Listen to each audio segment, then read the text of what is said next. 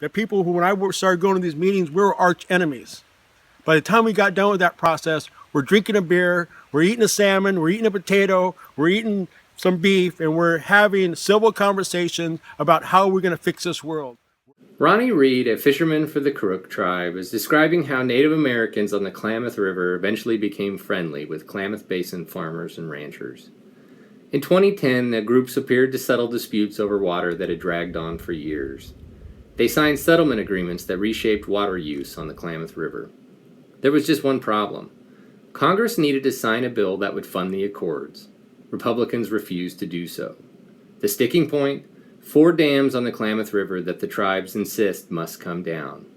Republicans won't budge, saying the dams are too important.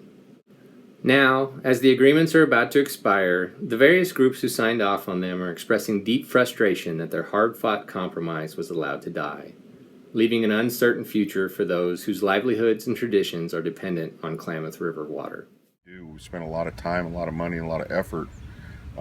A lot of guys take times away from their farm and their families to go work on these agreements and get these things hammered out, and which is what we were tasked to do. And then we get there and deliver the product, and then there's no action. They just kind of, punt the ball down the floor or kick a can down the road and wait for somebody else to do something. And that's the frustrating part. I mean, it was a compromise. We weren't totally happy with it, but like understanding that treaties aren't worth the paper they're written on, we figured if this is the fastest way to dam removal, we were going to support it. If we can't irrigate our crops, then our farm and our operation's not viable, and we won't be here for my grandson.